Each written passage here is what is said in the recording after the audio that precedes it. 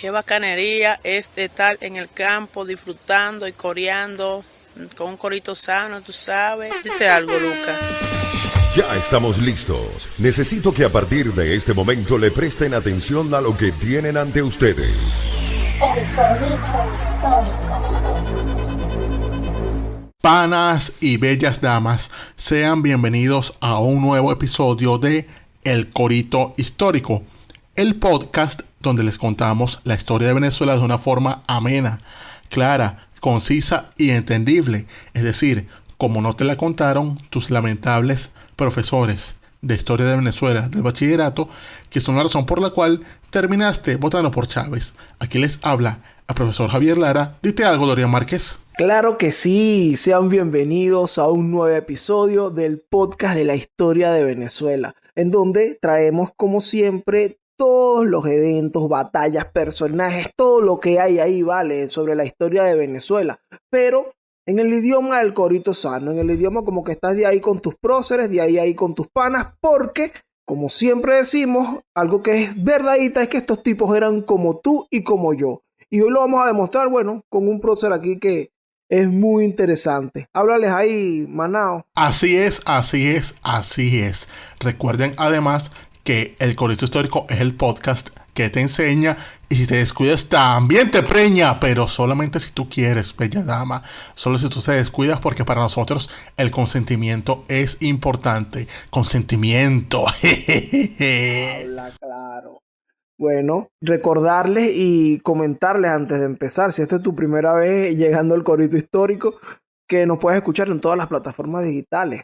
Estamos en Spotify, Apple Podcast, Google Podcast, en eBooks. Estamos en YouTube, en el canal de Daniel Lara Farías. Allí te puedes suscribir al canal y también dejarnos tu comentario si te agrada este contenido. O también si tú quieres sugerirnos algún tema o tienes alguna duda. Bueno, por ahí tenemos Sendo Beta, el sistema Elmer nominal de discusiones objetivas beta, en donde tú puedes entrar allí. El link está en la descripción del video. Y bueno, allí puedes dejarnos tu consulta y la vamos a tener ahí, mira, a la vista, para luego hacer nuestros episodios con ella. Cuéntale, mi tío. Bueno, panas, en este episodio vamos con un héroe y personaje que además es importante para mí porque es parroquia. Ya les diré por qué. Esto es porque la unidad político-territorial, donde yo pasé casi toda mi vida, lleva su nombre y con toda razón a un nativo del estado Vargas. Estado Vargas, panas, no esa marcha que hizo Carneiro, que está muerto, sino que este nativo del estado Vargas destacó en los campos militares, diplomático y político, sobre todo con honor y gallardía. O sea, un tipazo en lo suyo, un tipo que sabía dónde colocarse, dónde estar puesto y sobre todo sabía cuándo callarse la jeta. Una cualidad que está infravalorada, sobre todo en los días de hoy. Porque hoy vamos a hablar del pana Carlos Sublet. Sí mismo, Carlos Sublet. Y es una muy buena manera de describir a Carlitos, porque de verdad que es un tipo que destaca por su moderación. Y esa moderación, esa prudencia, justamente la maneja con esa habilidad, hermano, de quedarse callado, de callarse esa boca que, como dijiste, es algo tan infravalorado y tan necesario además en estos momentos. Entonces, bueno, aquí lo vamos a ir viendo en la historia de este parroquiano, ¿vale? De Javier Lara. Porque además, bueno, paisano y todo, Carlos Sublet nace en La Guaira. Así es. 15 de diciembre de 1789. Sí, nació en Guanape, o sea, lo que era la hacienda de Guanape entonces, que es hoy el barrio Guanape, allá en La Guaira. Y él era hijo de un nativo de Tenerife, es decir, un canario, llamado Antonio Sublet. Y también era hijo de una dama de una noble familia caraqueña, como lo era Teresa Jerez de Aristigueta. Es decir, esos Jerez de Aristigueta que eran un montón de bellas damas de la Caracas de entonces, que bueno, que eran el lomito de esos tiempos. Y su alcurnia se veía, porque como toda esa gente, nosotros decimos, él era de alcurnia, que tenía más de un nombre, porque él se llamaba en realidad, y anoten aquí, o sea, esto va para largo, Carlos Valentín José de la Soledad Antonio del Sacramento de Sublet y Jerez de Aristigueta. Si tienes más de dos nombres, es obvio que debes tener dinero para sustentarlos. Y si no, pregúntale al panas ese Simón José Antonio de la Santísima Trinidad o nuestra amiga Laura de Jarúpano. Verdaderamente, vale. Y bueno, Carlos Zulet, de verdad, no escapaba de esto. Y fíjate que con este perfil podemos intuir un poco de cómo habrá sido su infancia, que era lo que hacían los mantuanos de la época o las personas adineradas de la época. Él tuvo acceso a sus primeras letras. Entiendo que también estudió en la escuela de José Mirés. Sí, la Academia Militar de Matemáticas. José Mirés dirigía a esa academia y entonces aquí les da como principio de ingeniería a los muchachos, o sea, cómo fortificar castillos, cuestiones de matemática básica. Y aquí incluso coincidió con Antonio José de Sucre, con quien más tarde coincidiría incluso en el Cuerpo de Ingenieros de la República. Es decir, era más que militares cualquiera, o sea, eran un cargo que sabían de sus cuestiones. Bueno, fíjate tú que Carlitos estudió, ¿vale? Fue a hacer, no solo hizo sus primeras letras, hizo su curso de ingeniería militar, como también lo habrá hecho Sucre. Y bueno, luego lo tenemos cuando empieza todo este asunto, cuando empieza la turbulencia, en el año 1810, como muchas de las familias de criollas, él se une al bando insurgente, al ejército patriota. Entonces él allí obtiene el cargo, mano, de portaestandarte de un escuadrón de caballería. O sea, este era el tipo que llevaba como la bandera. Sí, él estaba como Mr. Bryan, estaba full bandereando. Y al parecer lo hizo también que a los meses, o sea, él ingresa el 18 de mayo como portaestandarte, pero ya para julio era alférez, o sea, lo ascendieron. Y al año siguiente ya era teniente, el 11 de enero de 1811. Y entonces él aquí empezó a codearse, porque tiene un rango más alto, entonces esto llevó a que entrara ya con el lomito. Y ahí es cuando, en el año 1811, cuando se dan los sucesos de Guayana, que Guayana es tomada por los realistas, Miranda reúne a los jefes de las secciones militares para ver qué hacer. Y pasaba que en la sección de caballería estaba enfermo el jefe.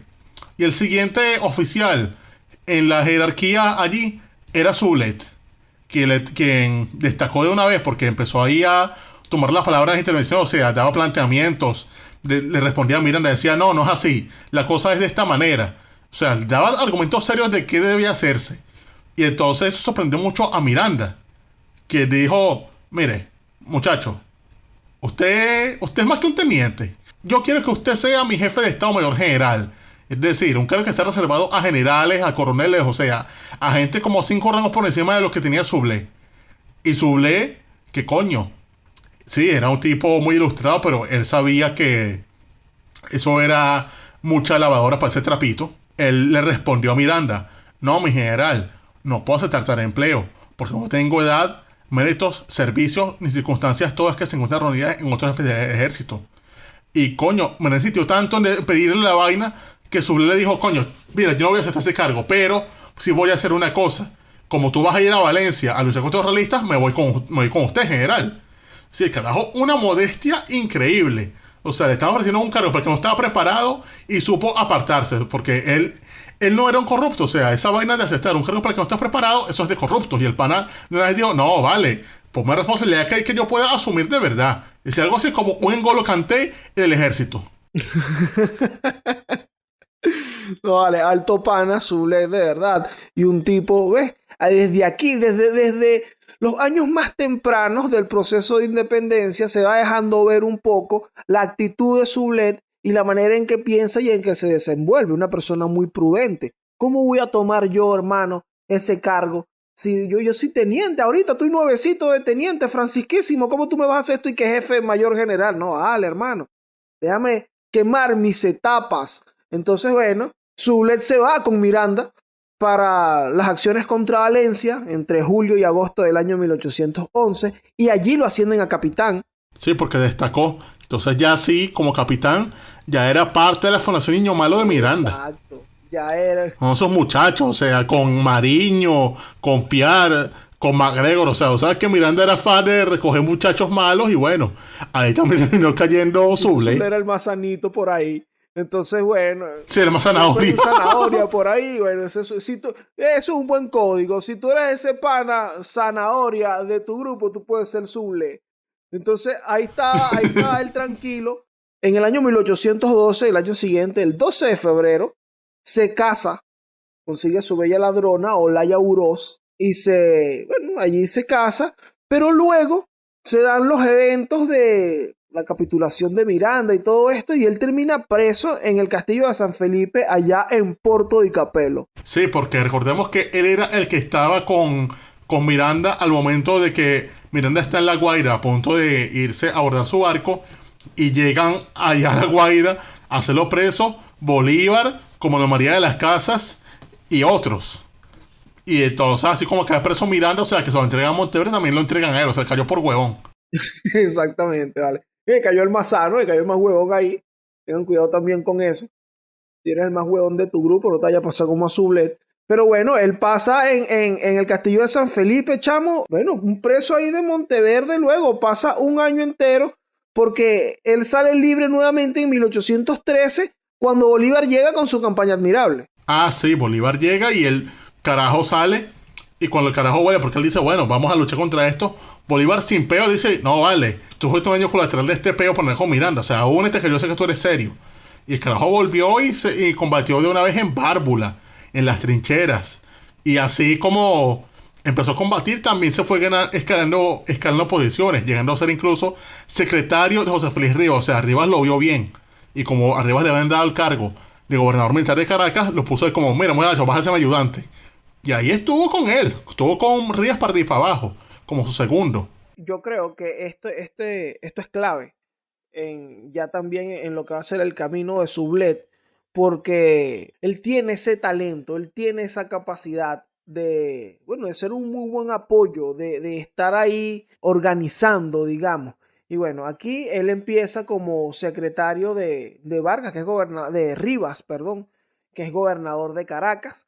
Luego, a las órdenes del mismo Rivas, participa en Vigirima el 23 y 25 de noviembre. Y bueno, también lo tenemos en la batalla de la Victoria. En el parte de guerra de Rivas, después de esta batalla, él manifiesta la serenidad del teniente coronel Carlos Sublet y de Ayala, los hacen acreedores al reconocimiento de sus compatriotas.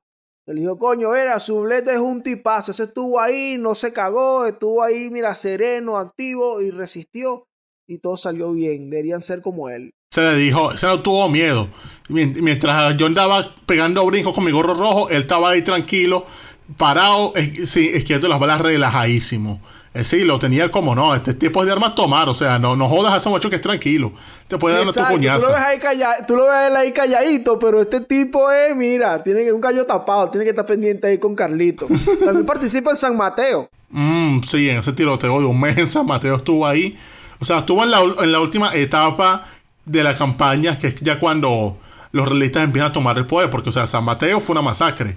Carabobo se ganó, pero después le tocó la Puerta, que es la batalla que fue el descalabro de los patriotas en Occidente. Y después de esto, él le toca estar en la Migración Oriente con Bolívar y su combo. Y le dan un cargo, o sea, él le toca cubrir la retaguardia de esa migración con una unidad de caballería.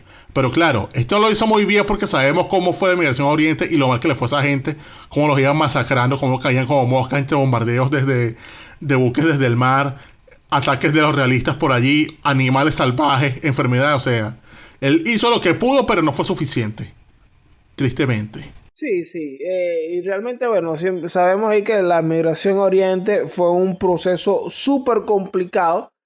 Y bueno, a Sublet le tocó nada menos y que no, cuida aquí la espalda de la gente. Y ahí detrás venía Morales y bueno, como dijo Javier, por un lado están recibiendo ataques desde los barcos. Ellos llegan a Oriente, él está presente también en este combate de Aragua de Barcelona, el 17 de agosto. Y bueno, cuando se pierde la Segunda República, cuando se pierde aquí la República que Bolívar va hacia la Nueva Granada. Entiendo que Sublet primero va a Margarita y luego se desplaza hacia la Nueva Granada. Así es. Él va para allá y se reúne con Bolívar otra vez en las acciones que va a hacer Bolívar contra Bogotá para rendir con Dinamarca en diciembre del año 14. Y más adelante el carajo está en el Magdalena luchando contra los realistas y después cae ya a fines de ese año, del año 15 ya, él le toca defender la ciudad de Cartagena como tantos otros. Es decir, es uno de los tantos Avengers patriotas que estuvieron aquí en Cartagena defendiendo esa ciudad de los realistas. Tuvo con Bermúdez, que era el comandante, con Sucre, con Luis Michel Aury. Todos esos carajos cayeron ahí en Cartagena a hacer lo que pudieron. E igual que que Antonito Sucre, él le tocó, o sea, sus conocimientos de ingeniería aprendidos con Mirés para fortificar unas fortalezas que había por ahí. En este caso, la fortaleza del Cerro de la Popa. Él estuvo allí resolviendo lo que podía.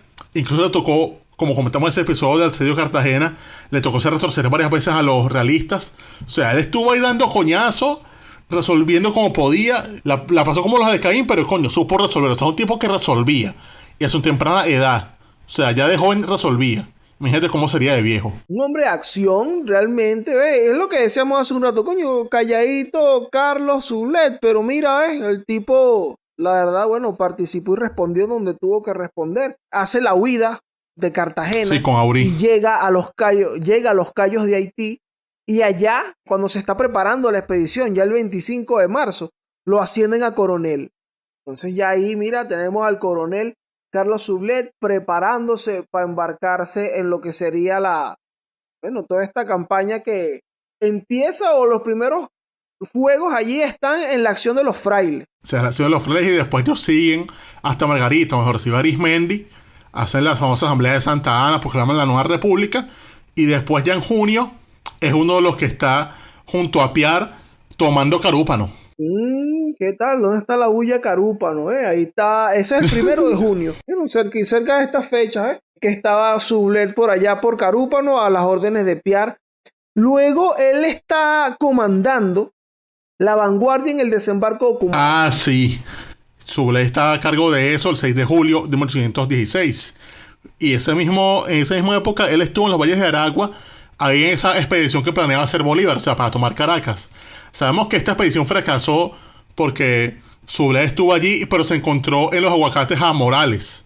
Tomás Morales lo atacó el 10 de julio y él tuvo que huir. Y coño, siguió huyendo porque el ataque de Morales fue demasiado amplio, y esta vez Bolívar se tuvo que retirar, ya casi a por el suicidio.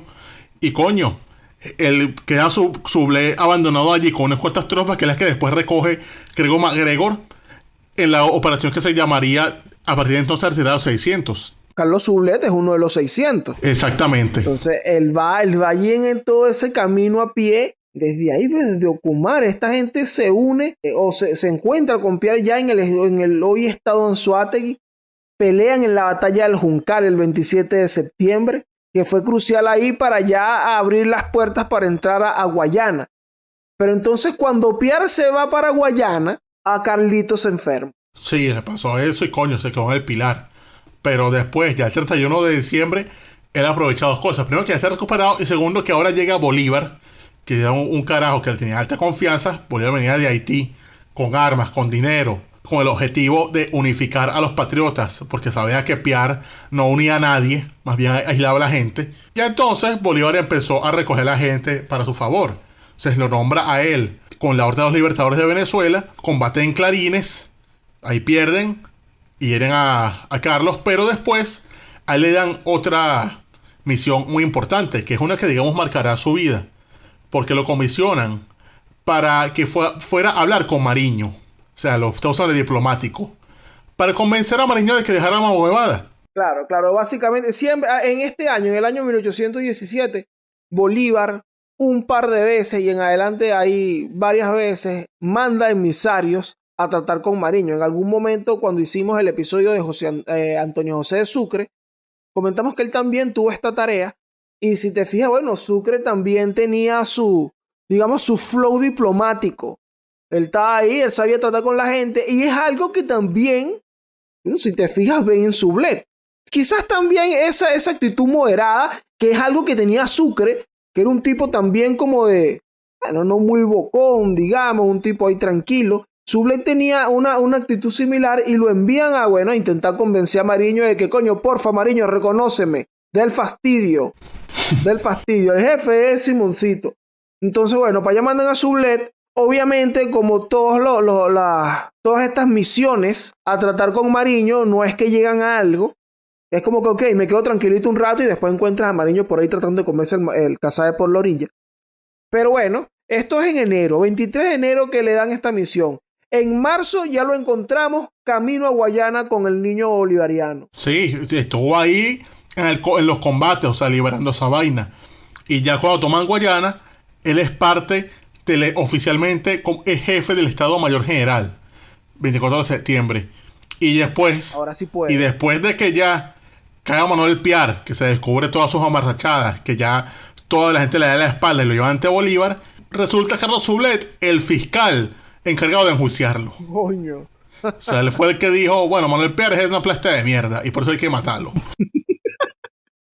Coño, su ex compañero de la Fundación Niño Malo, ¿vale? Bueno, pero lamentablemente, o sea, un claro que ninguno de sus compañeros lo quiso, o sea, lo abandonó Mariño. su compañero de Fundación Niño Malo le dijo, no, sí, maten a ese coño madre. Sus segundos, que eran Cedeño y los otros, dijeron, sí, vale, maten a ese carajo, más te lo entero yo mismo. Entonces, bueno, no viene de que lo defendiera, sino usted defiende tus propios panas cercanos, que te va a estar defendiendo a alguien más. Esta posición en el juicio de Piar también da un poco de cuenta de cómo Carlos Sublet ya se encuentra como en las altas esferas allí, ¿sabes? De donde se toman las decisiones y del poder y todo esto. Ya es un tipo que es muy tomado en cuenta, incluso él es subjefe del Estado Mayor General de Bolívar en ese momento. Bueno, esto es el año 1817, ya toman Angostura y todo eso, él se establece allá, incluso allá serían donde luego la padrinaría de alguna manera, ayudaría por ahí a un joven Oliari, que terminaría siendo su cuñado. Ah, cierto. Claro, para el año, sí, ya para el año 18, entre el año 17 y 18. En el año 18 él participa en la campaña del centro también, en la de Apure. Sí, y el año siguiente es uno de los que está en la campaña de Nueva Granada. Les culminaría en Boyacá el 7 de agosto. Él estaba con uno de los batallones comandando. E incluso, él es uno de los que, después de Boyacá, que los cargos capturaron al ejército realista, que el virrey Sámano abandona la capital, Bogotá, él es uno de los que entra de primerito a Bogotá con Bolívar al lado. Y cuenta el testimonio lo siguiente, que eso fue el 10 de agosto de 1819. Y entra allí Bolívar, y cuando Bolívar entra, lo reciben un poco de bellas damas a ponerle la corona de flores. Y coño, Bolívar llegó allí, le pusieron esa corona, y el carajo hizo así como Aragorn, el Señor de los Anillos, con los enanos, con los hobbits. O sea, el carajo agarró la corona y dijo, se la puso la corona primero a Sublet y después a Anzoátegui, que estaba al lado de él. Y dijo lo siguiente, ellos son los que la merecen. ¡Mano! ¿Qué tal? Alto Bolívar, alto pan. Siendo código, o sea, Bolívar siempre, no, yo no hice esto solo, lo hicieron fue los bros míos. Claro, esto no hubiese sido posible sin mis bros. Háblales ahí, Carlito. Y le pone la corona ahí a Carlito. Bien ahí. Muy, muy merecido. Incluso esto, hay un relato que Bolívar tenía esta actitud siempre, este asunto, porque también lo haría con Córdoba en Bolivia, luego de todo el asunto de la campaña en Perú y en Ayacucho. Pero bueno, alto panaderías este Simoncito, que reconoce aquí la labor de Carlos Sublet luego de vencer en Boyacá y todo esto. Tú sabes que después de todo este asunto, a él lo mandan con una columna, con un batallón ahí, a reunirse con Páez. Él lo manda para el Bajo Apure. Mira, llégate por allá con Páez, para que cuadren por allá todo el asunto. En el camino, él va pasando por los valles de Cúcuta y se encuentra que, mira, por allá va la tropa de La Torre. Tú sabes que es el mariscal de campo Miguel de La Torre, quien está por ahí jodiendo, comandando el asunto, en efecto. Y entonces Sublet dice, no, chamo, pero hay que alcanzar a esos tipos. Y le planta la persecución y se encuentran entre San Antonio y Capacho. El 23 de septiembre se da en el combate del Alto Las Cruces, en donde, bueno, Sublet queda ahí sin medio tabla, pero Sublet logra mantener la posición. Entonces, esto ocurre a finales del año 1819. Se supone que él va hacia la zona del Apure y todo esto, pero termina en Angostura. En el año 1820 encontramos a Sublet como comandante militar de la guarnición de Angostura. Sí, porque ya era general de división, después de un ascenso que le dio Bolívar. E igualmente, sí, por esa época creo que también lo hicieron vicepresidente, ¿no es así? Sí, ¿qué pasa? Aquí tú sabes que en esta época hay también Sublet es un tipo muy tranquilo. Y sus controversias, digamos, son contadas, pero bueno, han ocurrido. Tú sabes que aquí, como comandante de esta guarnición militar, él tiene una controversia, una pelea con Rocio. ¿Y esa vaina? Tú sabes que Juan Germán Rocio ocupaba el cargo de vicepresidente en ese momento. y él era el jefe, el comandante de la guarnición militar, o sea, el jefe militar, la autoridad militar de Angostura era él. Y bueno, y está Rocio también como autoridad civil, digamos.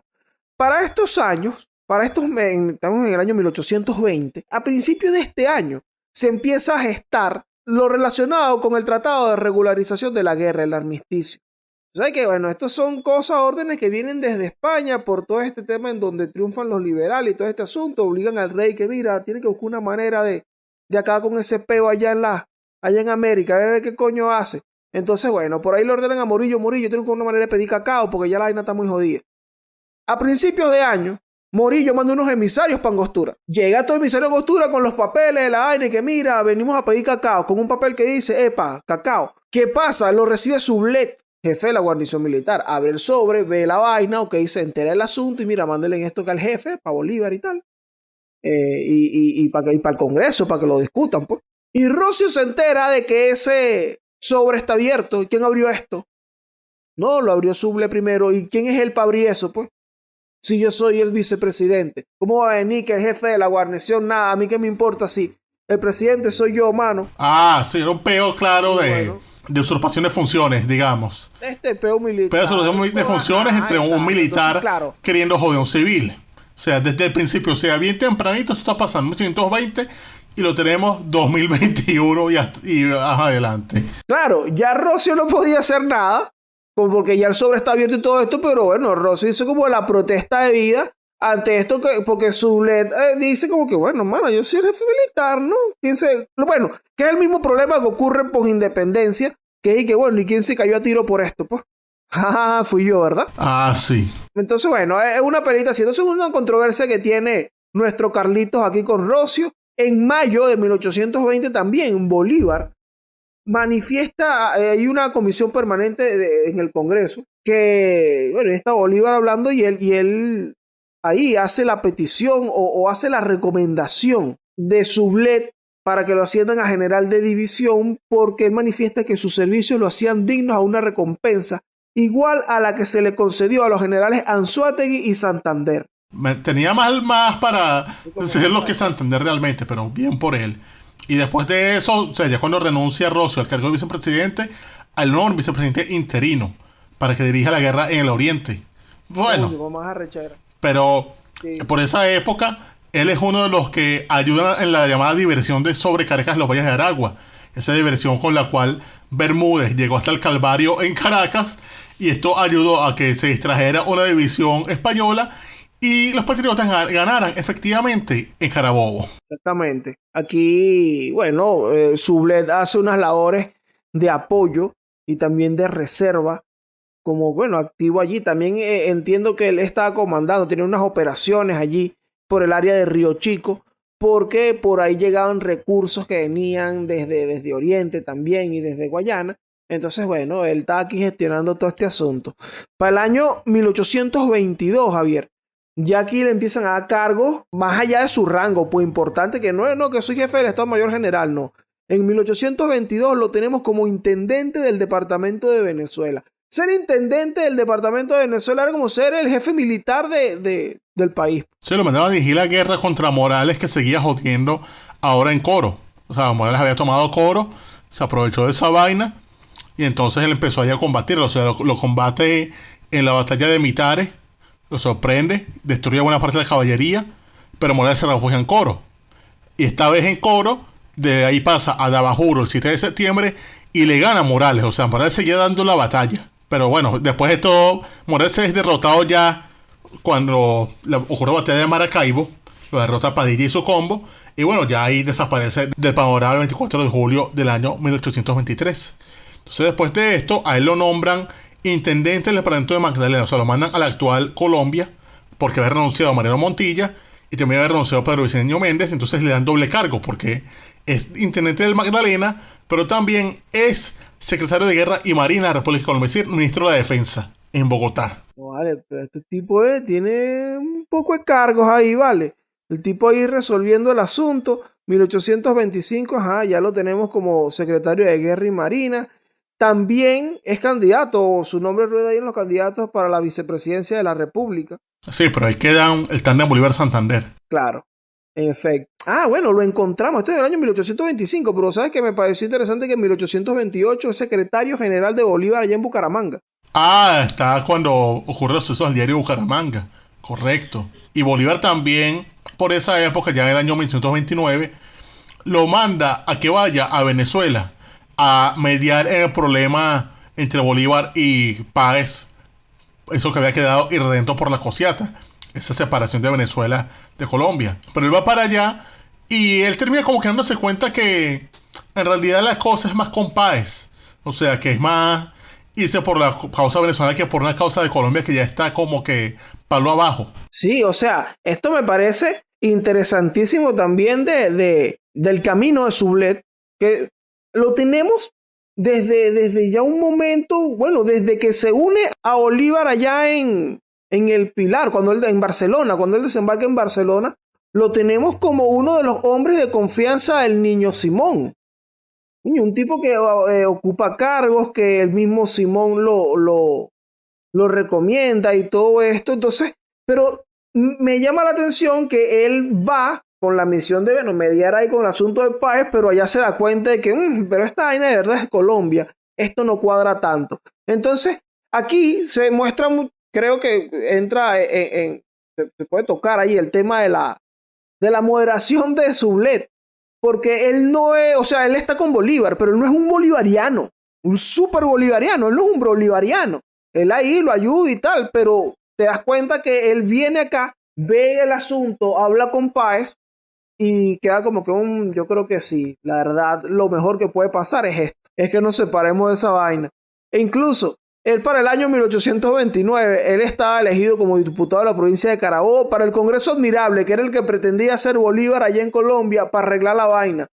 Esto era para el 30 de enero, creo, pero ya días antes se había formalizado la separación de Venezuela de la República de Colombia. Y en el nuevo país, en el nuevo estado, queda Sublet también como ministro de Guerra y Marina. No, y también se lo había puesto como diputado al Congreso Constituyente a su vez de Venezuela. Es decir, él decía, no, yo no voy a estar en los congresos a la vez, yo me voy a quedar en el Congreso de Venezuela, o sea, el Congreso de Colombia, yo no voy a hacer nada allí.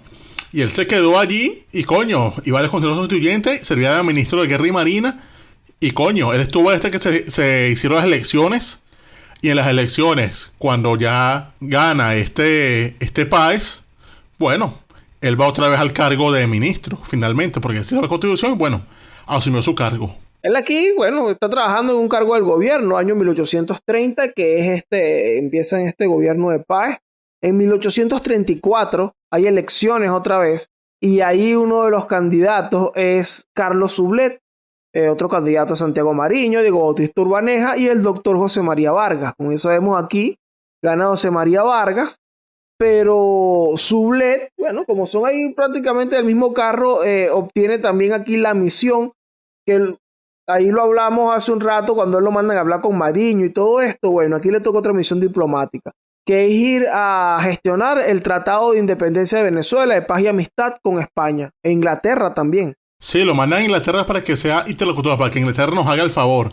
O sea, como las relaciones entre Inglaterra y los estados americanos son bastante buenas, o sea, hay comercio, hay cosas de deudas. Lo que por lo general se hace es que los representantes americanos mandan gente a Inglaterra para que Inglaterra como que nos presente ante los españoles. O sea, para que diga, mira, por aquí te preguntamos un pana por ti. ¿Tú vas pendiente de hablar? O sea, para que no lo metas preso, para que no le digas vainas. Entonces, bueno, subleva para allá Inglaterra primero y de allí, cuando los ingleses hacen presentación, pasa a España para discutir como enviado extraordinario o ministro plenipotenciario los acuerdos de reconocimiento a Venezuela por parte del Estado español. Y entonces él está ahí en esas primeras negociaciones, pero pasa que las negociaciones van muy bien, de hecho, pero ocurre un inconveniente, que es que lo llaman con urgencia a Venezuela porque está ocurriendo la revolución de las reformas. Es decir, están tomando a José María Vargas, lo echan del país, y entonces él va para Venezuela porque, coño, que es acéfalo y de paso está montando unos tipos con los que no tiene confianza. Entonces por allá él se va de vuelta y también se lanza a Páez a defender la República. Él llega allí y entonces ponen de vuelta en el cargo a José María Vargas, Pero pasa lo que comentamos en el episodio de Páez. Ese inconveniente, ese rifirrafe entre Páez y Vargas respecto a qué hacer con los insurrectos de esta revolución fallida. Sí, bueno, es cuando termina renunciando José María Vargas y quien queda al cargo, porque entiendo que ocupaba ya a su regreso el cargo de vicepresidente, es Carlos Sublet. Y ahí empieza como un gobierno interino, digamos, mientras se cumple el periodo que le tocaba al doctor José María Vargas. Pero tú sabes que esto ocurre en 1837. Entonces, cuando él se pone al frente del gobierno, él tiene de aquí que enfrentar un montón de peos que son como derivados de la Revolución de las Reformas. Son como, digamos, las réplicas de la Revolución de las Reformas. Entonces, por ahí está un oficial, Francisco Farfán, en Apure, se levanta por allá. Este era un carajo que había peleado a las órdenes de Páez. Y bueno, también había formado parte de la Revolución de las Reformas, se levanta por allá. Para allá va Páez, autorizado por el Congreso y por el Ejecutivo y tal. Mire, vaya a disolver esa revolución, lo hace por allá. Y bueno, igual siguen aplicando este método que también comentamos en algún momento en el episodio de Páez, que es esta cuestión de la mediación, de buscar resolver ahí los problemas negociando de alguna manera. Entonces empiezan a dar amnistías para la gente de la Revolución de las Reformas y todo esto. Entonces también empiezan a agarrarle vaina a Sublet los partidarios de Vargas. Pero eso no era en el año 37. En el año 38 tiene que enfrentar también otro alzamiento más en Cumaná. Ahí están unos oficiales, Marcos Landaeta, Juan Cordero, se levantan en Cumaná. El 9 de abril los indultan. Y después se hace otro alzamiento en Maracaibo y Perijá, el coronel Francisco María Farías. Y bueno, así se va dando este año turbulento para la República y para el gobierno de Sublet, en donde incluso se gastaron el 45% del presupuesto en orden interno. No, vale. Son un síntoma grave de lo mal que está el país. O sea, como todo el mundo se andaba levantando, ese peor de que Venezuela era un cuero seco, entonces había que destinar todos los reales, era a aplacar eso. No había desarrollo, puro coñazo. Exactamente. Pero en el año 1843, hay elecciones nuevamente. Y aquí están de candidatos Santos Michelena, Diego Bautista Urbanea y Carlos Sublet. Y es cuando gana Carlos Sublet y empieza, digamos, su periodo como presidente electo, o su periodo constitucional como presidente electo. Sí. Y se habla de que esa presidencia tuvo cosas de que fue una de las vainas donde económicamente Venezuela mejor estuvo en ese periodo del siglo XIX. O sea, como se abolieron los derechos de exportación, se bajaron los impuestos, coño, eso estimuló mucho la economía. Y entonces eso llevó a que, coño, los hacendados exportaran más, hubiese trabajo, pues. También se habla de que él redujo el ejército a un pequeño número. O sea, él veía como ya innecesario ese ejército allí en medio de esos peos. O sea, veía como que había menos razones para tener un ejército a cargo. Y coño, también estuvo pagando deudas. O sea, empezó a pagar deuda externa, deuda interna. Sí, resolvió bastante su gobierno. Claro, también hubo unas cositas chivas por ahí, ¿no es así, Dorian? Bueno, en este gobierno de Sublet, de verdad, se manifiesta mucho eso que hemos venido hablando, del tema de la moderación y ese asunto. Por ejemplo, bueno, en esto que tú estás viendo de los avances, también se dan los trabajos. Durante este gobierno se dan la inauguración de la carretera Caracas-La Guaira. Ah, es el que creó la carretera vieja. Ah, no, vale, con razón, es siendo prócer guaireño, vale. O sea, es el hombre que hizo que por los guaireños podamos ir a Caracas a ir con suéter, a vacilar cómo es eso del viento y el suéter. Y también que podemos ir a estudiar. También durante este gobierno se da la mayor parte de los trabajos de la carretera Valencia-Puerto Cabello. Yo leí por ahí, mientras hacía la investigación sobre Sublet, di con un libro que me pareció interesante el título, porque que habla precisamente de este gobierno de Sublet, que se llama Carlos Sublet y la importancia de lo normal. Es lo que hablábamos de la moderación. Si te fijas, tú diste unos datos ahí más o menos de cómo iba su gobierno, y más allá de los trabajos que se han hecho y ese asunto, en este periodo, específicamente en el año 45, hay una anécdota interesante que es de una protesta que hubo y donde Sublet de alguna manera se vio involucrado. Y bueno, creo que da cuenta de la importancia de lo normal, porque ¿Qué pasa? En Calabozo, desde Calabozo, imagínate, se corre el rumor de que se emitió una sentencia de muerte de un juez por allá, Antonio Leocadio Guzmán. O sea, que Antonio Leocadio Guzmán, bueno, era el ídolo en un momento a través de su diario y tal, estaba ahí agitando. Y empieza un montón de gente, una protesta que llega a Caracas. Y por ahí van, mira, puteando a Páez y al gobierno y qué sé yo. Y entonces aquí ocurre algo, que la protesta llega, en primer lugar va el gobernador de Caracas, Mariano Ustaris, y se reúne con Sublet, presidente, ¿y qué hacemos ante esto? Y Sublet que le responde, bueno, y Mariano, no vas a saber tú que eres el gobernador, yo no soy sino el presidente. Como que, bueno, Mariano, ¿quién se tiene que encargar? ¿Tú? ¿Cómo tú me preguntas a mí? Tú eres el gobernador de esto. Entonces, esa es una. La segunda es que se va para su casa. Y la gente que está protestando llega hasta la cercanía, hasta el frente de su casa. Y está ahí protestando y una vaina. Y bueno, en un momento el Justicia Mayor de Caracas logran apresar a los cabecillas y empieza un proceso judicial para el que llaman a Sublet a declarar. Sublet se molesta. Sublet dice en su declaración que penoso me es, estando en el ejercicio del Poder Ejecutivo, se me llame como testigo a declarar en una causa criminal. Claro, o sea, ¿qué tiene que ver él con esa vaina? Continúa el tipo aquí que mucho más no siendo, como en mi concepto no es necesario ni dicho para la averiguación de un hecho público y notorio. O sea, aquí todo el mundo sabe que había una gente ahí protestando. Entonces, el tipo dice, bueno, pero yo para mostrar mi respeto al tribunal procedo a cumplir con su disposición. Y él empieza a echar el cuento, que está en la casa de mi habitación la noche del 10 de marzo último, cuando, poco más de las 9, oí gritos tumultarios no muy distantes que continuaron por diversas partes.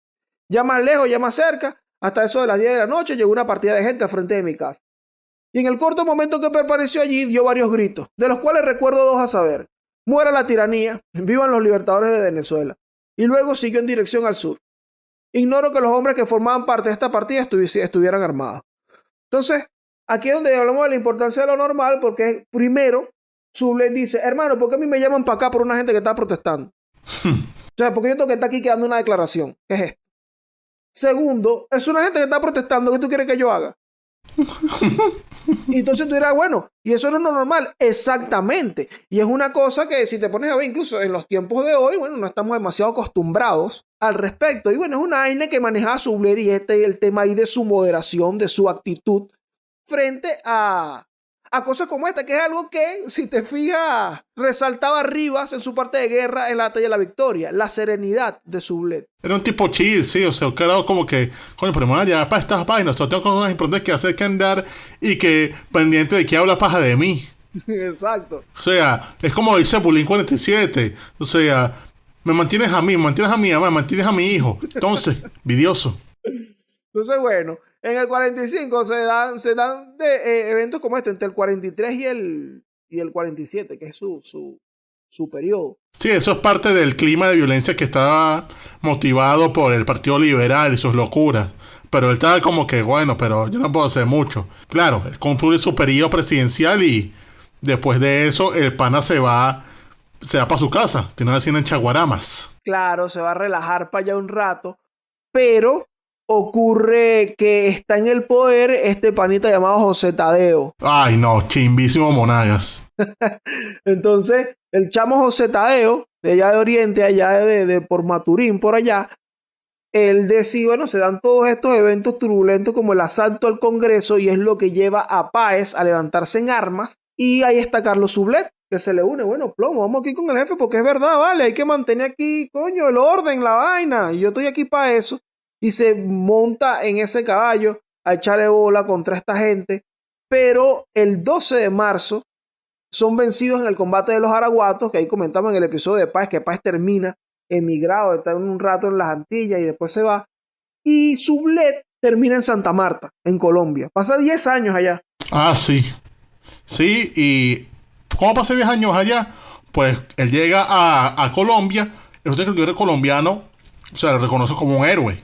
O sea, dice, no, usted es un carajo que luchó en Boyacá, uno de los que cuando llegó a Bogotá reconoció que usted es el verdadero héroe.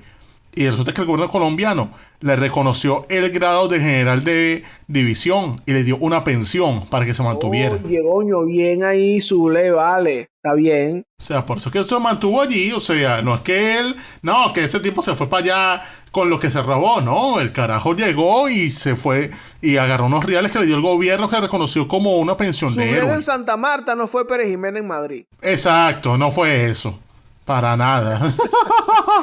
Entonces, bueno, él pasa 10 años allá, ve, así se logra mantener. Y en 1858 es Julián Castro quien lo invita a volver a Venezuela. Sí, este presidente que se había montado en el poder y en la víspera de la Guerra Federal. Y en ese entonces Sublette llegó a ser senador por Caracas. Y luego, más adelante, fue secretario de Estado, o sea, canciller del gobierno de Pedro Gual. Y ya cuando se da la caída de los gobiernos conservadores, o sea, cuando ya Páez firma la paz para retirarse, él se apartó de la vida pública. O sea, él dijo como que, coño, ya hasta aquí. Y se dedicó a sus cosas personales. O sea, por ejemplo, una cosa personal de él interesante, que es que él fue masón en grado 33, o sea, el grado máximo. Oye, ve, eso demuestra que era un tipo que sabía callarse la boca. Sí, era un masón de verdad, no esos bichos que tú ves por ahí que no, yo soy tan masón que mira, que soy querido hermano, que toman fotos y que con gorritos y huevonadas. Y que, no, tú no eres masón, tú que es uno perpetuo masón, págame los reales, coño, tu madre. Bueno, Zule, de verdad, bueno, se retira incluso. Su último cargo como secretario de Estado de Pedro Gual, como a los 70 años, 71 años. Entonces ya luego se retira ya a descansar, de verdad, se retira de la vida pública y vive unos 9 años más porque muere el 11 de febrero de 1870. Cierto. Fallece entonces y 100 años después, ya en febrero de 1970, tuvo su merecido homenaje siendo elevado al Panteón Nacional. Uno de esos tantos héroes allí. O sea, hablamos de un tipo que estuvo desde Miranda echándole bolas. ¿Qué coño? Que sí, cayó preso por andar con Miranda, pero fue rehabilitado para estar en los combates al lado de Bolívar. Pasa a Nueva Granada, carajo, que le echa bolas en combates contra los realistas en Magdalena. Uno de los héroes de Cartagena. Después, coño, le echa bolas en la expedición de los Cayos. Ayuda a Bolívar en todo. Sirve de diplomático para tratar de evitar que Mariño siga jodiendo. Y después, coño, héroe en Boyacá. Es uno de los que resuelve el beta de la diversión de Carabobo. Y después, coño, su camino diplomático increíble. O sea, un tipo que más allá de las armas, era un tipo que sabía dónde ubicarse, cuándo callarse, cómo hablar, cuándo hablar. Y coño, que en general era un tipo que respetaba las cosas. O sea, que esa cosa de andar pendiente de quién habla mal de él era como que, coño, que ladilla, vale, que hable mal de mí, vale. Normal, yo que tengo que hacer las cosas bien y ya. O sea, un tipo súper callado con el que me identifico honestamente. O sea, solamente un tipo así puede ser mi parroquia. O sea, dígalo. Sí, vale. Eso es algo con lo que yo me quedo de Carlos Sublette y de la carrera de Carlos Sublette. Si se fijan, es un tipo que, bueno, siempre hemos mencionado o he mencionado durante este episodio varias veces esa palabra moderación o prudencia, pero es un ejemplo, Carlos Sublette, de cómo hasta ser prudente y moderado en tus criterios y en tu manera de manejarte te puede llevar lejos, como a Carlos Sublette. Si te fijas, este fue un tipo al que le ofrecieron un cargo de Estado Mayor General que solo lo podían tener coroneles y generales, y él dice, oye, mi bro, yo no puedo, pues yo no estoy capacitado para eso. Entonces, carajo, prudente a la hora de actuar. Él pudo haberse agarrado ese cargo y bañar en mierda después ahí, qué sé yo, en la guerra junto con Miranda y pasar la historia como uno de los culpables de eso, pero bueno. El tipo... Exacto, puede haber hecho una chavistada, o sea, claro. Esas que son los chavistas de poner en un cargo directivo en PDVSA a un burro cualquiera para que robe. No, él dijo, no, yo no me puedes poner ahí. Yo no hago esta vaina, en efecto. Además, es un carajo que, bueno, en el combate se destacó muchísimo, incluso a la hora de la chiquita, en situaciones como en la Victoria. Y también me gusta mucho, como comenté hace un rato, esa actitud de que, bueno, yo estoy con Bolívar, y aquí yo apoyo a Bolívar y la causa y todo este asunto, pero así como que bolivariano, yo no te soy. Si tú a mí me planteas una vaina, coño, interesante, aquí podemos hablar. Y es lo que ocurre, por ejemplo, con Páez, que llega y se da cuenta de la situación, va al contexto, no, de verdad, esto es como inevitable, hermanazo. Vamos a quedarnos a este lado. Y allí, al lado de Páez, bueno, logra ser presidente e incluso pelea hasta el final con Páez, que es cuando termine migrado, pelea hasta el final por la causa de mantener el orden en la República. Entonces, eso, me gusta mucho esa actitud de tener siempre un criterio, de pensar a Carlos Sublé, este muchacho callado pero solvente, no te metas con Sublé porque te puede dar tu coñazo, pero si tú pones a Sublé en un sitio importante, ese tipo te responde. Entonces, sean como Carlitos, ¿vale? Claro que sí, claro que sí. Pero ¿qué le queda ahora a toda esta gente bella, a todos estos panas y bellas damas por hacer, Dorian Márquez? Aquí sí no tienen que ser prudentes como Sublé. Usted va y mira, like, de una. Y si tú estás en el canal de Daniel Lara Farías en YouTube escuchándonos, porque ahí salimos en YouTube, tú también te suscribes ahí puedes ver también otros contenidos. Si tú nos quieres escuchar en YouTube rápidamente, tú pones el Corito Histórico en el buscador, te sale una lista con todos esos episodios. Y también estamos en todas las plataformas digitales, Spotify, Apple Podcast, Google Podcast, eBooks. También estamos en elcoritohistórico.com para que te los descargues. Mira, no, que el internet está malo, estás como yo ahorita. No, yo no tengo internet. Bueno, descárgate el Corito Histórico, pan, y lo puedes vacilar cuando quieras. ¿Qué más nos queda? Manicería. Bueno, les queda también que si tienen alguna duda que quieren que la resolvamos en los próximos episodios de Chance se llama Elmer, recuerden que en la página web www.elcoritohistórico.com o directamente aquí en la descripción del video, si estás en YouTube, está el enlace para irse al sistema Sendo Beta para hacer las preguntas. O sea, ustedes hacen clic allí, se registra rápidamente con su cuenta de YouTube o de lo que sea, dejan su pregunta, o sea, ponen su nombre, dejan su pregunta y nosotros próximamente vamos a responder eso en los episodios de Chance se llama Elmer que vienen pronto poniendo el arma en el ruedo. Pero bueno, panas, este fue el corte histórico sobre Carlos Soulet. Me quité ya.